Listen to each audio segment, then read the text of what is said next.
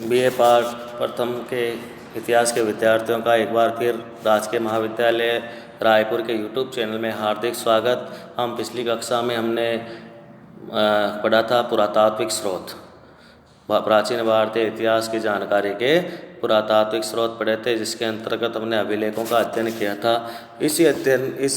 इस कक्षा में भी हम पुरातात्विक स्रोत पढ़ेंगे, परंतु हमारा टॉपिक है सिक्के कि सिक्कों से हमें किस प्रकार प्राचीन भारतीय इतिहास के बारे में जानकारी मिलती है। सिक्कों के अलावा हम अन्य चीज़ें जैसे स्मारक है, चित्रकला है और अन्य जो औजार हैं जो हमको प्राप्त होते हैं उनका भी हम अध्ययन करेंगे। तो हम स्टार्ट करते हैं कि प्राचीन भारत के इतिहास की जानकारी के लिए सिक्के किस प्रकार उपयोगी होते थे।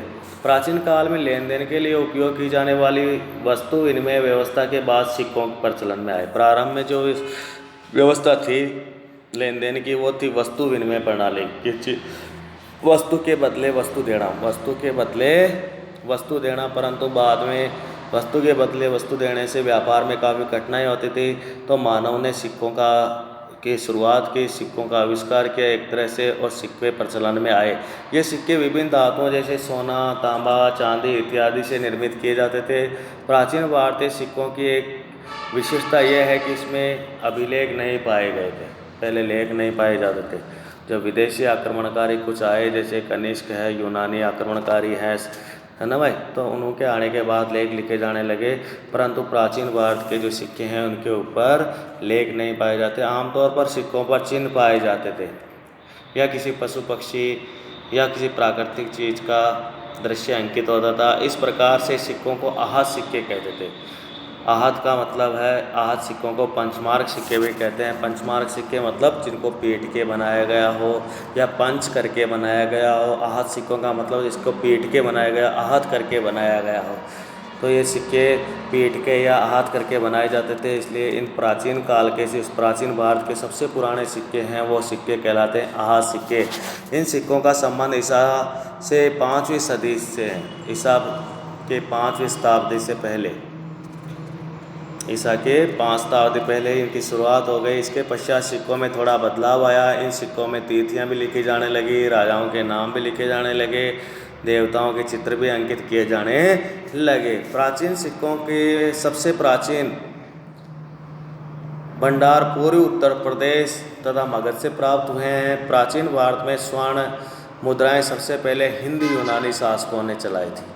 मौर्य शासनकाल के बाद में जो शासनकाल आया उनको हिंद यूनानी शासक कहते हैं। ये विदेशी आक्रमणकारी थे। सिकंदर के बाद में जो यूनानी आक्रमणकारी आते हैं उनको हिंद यूनानी शासक कहा जाता है। और इन सिक्कों के निर्माण में डाई विधि का उपयोग किया गया। कुषाण शासकों द्वारा जारी की गई स्वर्ण मुद्राएं सबसे अधिक शुद्ध थी, जबकि गुप्त शासकों द्वारा सबसे ज़्यादा मात्रा में स्वर्ण मुद्राएं जारी की गई। इसी प्रकार सातवाहन शासक ऐसे थे जिनसे सबसे पहले जिन्होंने शीशे के सिक्के जारी किए,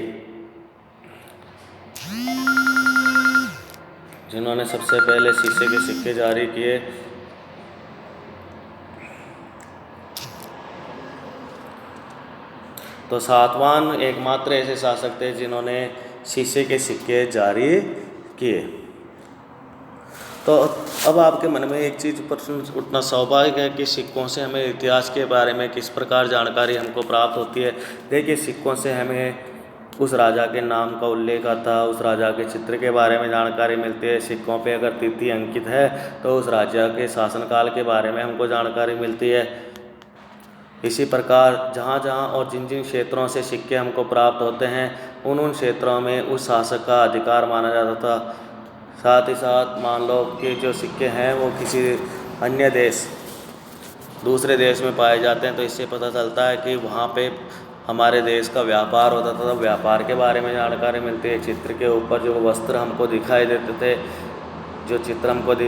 उससे हमें सांस्कृतिक जानकारी मिलती थी। सिक्कों की जो धातु है उससे कि भाई धातु उसमें अगर सोने की है, शुद्धता ज़्यादा है, तो इसका मतलब राज्य की आर्थिक स्थिति ठीक थी। आर्थिक स्थिति के बारे में हमें जानकारी मिलती है। इस प्रकार सिक्कों से हमें बहुत सारी जानकारी प्राप्त होती है। प्राचीन भारत की जानकारी के लिए अन्य उपयोगी पुरातात्विक स्रोत हैं। अभिलेख एवं सिक्कों से प्राचीन काल के संबंध में काफ़ी सटीक जानकारी प्राप्त होती है, लेकिन अभिलेखों और सिक्कों के अलावा अन्य महत्वपूर्ण स्रोत है जिनसे हमें इतिहास के बारे में जानकारी मिलती है। जैसे इन स्रोतों में है इमारतें, मंदिर, स्मारक, मूर्तियाँ, मिट्टी के बर्तन, चित्रकला आदि। प्राचीन काल की वास्तुकला की जानकारी के लिए इमारतें जैसे मंदिर और भवन काफ़ी उपयोगी स्रोत है। वास्तुकला की जानकारी के साथ साथ इन इमारतों से उस समय की सामाजिक, आर्थिक और धार्मिक व्यवस्था की भी जानकारी हमको प्राप्त होती है। प्राचीन भारत की जानकारी के संबंध में स्मारक अति महत्वपूर्ण है। इन स्मारकों को दो भागों में विभाजित किया जा सकता है, देशी स्मारक और विदेशी स्मारक। देशी स्मारकों में हड़प्पा, मोहनजोदड़ो, नालंदा, हस्तिनापुर प्रमुख है, जबकि विदेशी स्मारकों में कंबोडिया का अंकोर वाट का मंदिर, इंडोनेशिया में जावा का बोरोबुदुर मंदिर, बाली से प्राप्त मूर्तियां प्रमुख है।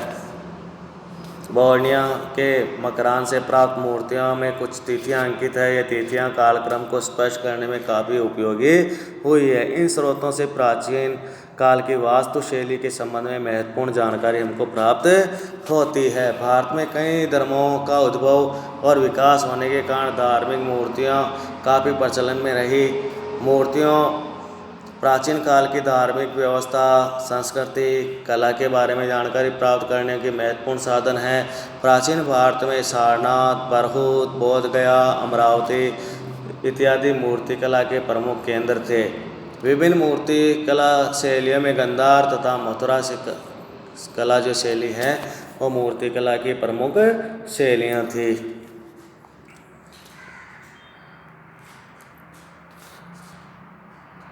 इसके अलावा हमें प्राचीन इतिहास की जानकारी मिलती है मृदबाणों से। सिंधु घाटी सभ्यता के लाल मृदबाण है, वैदिक काल के चित्रित धूसर मृदबाण है, मौर्य काल के काले पालिश वाले मृदबाण प्रचलित थे। तो इन मृदबाणों से भी हमें अलग अलग समय के इतिहास के बारे में हमें जानकारी मिलती है। चित्रकला से प्राचीन काल के समाज व व्यवस्था के बारे में भी जानकारी प्राप्त होती है। चित्रों के माध्यम से प्राचीन समय के लोगों के जीवन, संस्कृति, कला की जानकारी मिलती है। मध्य प्रदेश में भीमबेटका की गुफाओं के चित्र से प्राचीन काल की सांस्कृतिक विविधता का हमें आभास होता है। ध्यान रखना भाई, भीमबेटका को याद रखना, यह प्राचीन चित्रों के लिए प्रसिद्ध है। यहाँ की गुफाओं में बहुत सारे प्राचीन काल के चित्र हमको प्राप्त होते हैं। इसी के साथ हमारे पुरातात्विक स्रोत का टॉपिक पूरा होता है। अगली कक्षा में हम पढ़ेंगे प्राचीन भारतीय इतिहास के साहित्यिक स्रोत।